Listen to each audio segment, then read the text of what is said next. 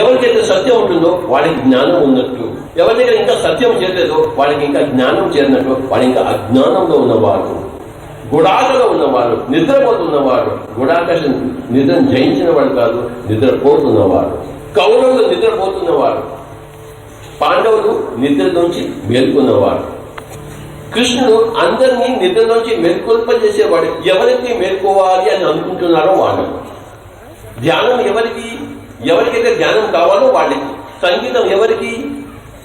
మీకు వచ్చా సితార్, మీకు వచ్చా వైద్యను, మీకు వచ్చా తబలా, మీకు రాదు. ఎందుకు రాదు? మీరు కోరుకోలేదు. ధ్యానం కోరుకోవాలి, సత్యం కోరుకోవాలి. అప్పుడు ధ్యానం వస్తుంది, సత్యం వస్తుంది.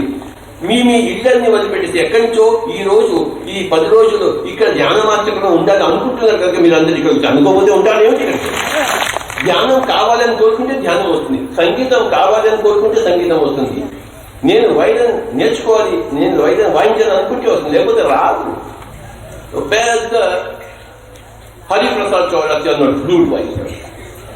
ఆయన బాగా ఫ్లూట్ వాయిస్తాడు.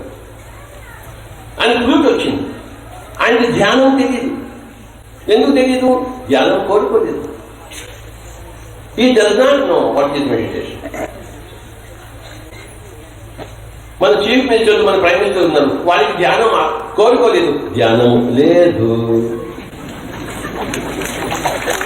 నేను చీఫ్ మినిస్టర్ కావాలనుకుంటున్నాడు, చీఫ్ మినిస్టర్ అయ్యాడు.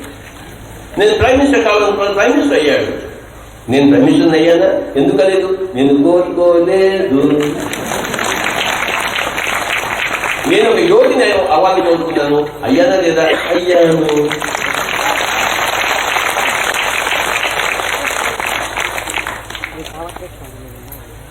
ఎవరు ఏది కోరుకున్నా అది వాళ్ళకు లభిస్తుంది, కోరుకోకపోతే లభించదు.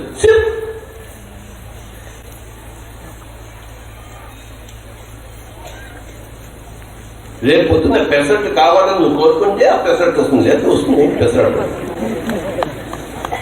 ఆకాశం నుంచి అలా దిగుతుంది పెసరట్టు. ఎప్పుడైనా చూసారా ఆకాశం నుంచి ఒక పెసరట్టు రావడం? మరి ఆకాశం నుంచి ముక్తి మోక్షం ఎలా వస్తుంది? దేవుడా నీవు అక్కడికి ఒక పెసరట్టు ఎవడిస్తాడు? పెసరట్టు పెసరట్టు ఎవడు ముక్తి ఇస్తాడండి? దేవుడా దేవుడా పెసరట్టు, దేవుడా దేవుడా ముక్తి.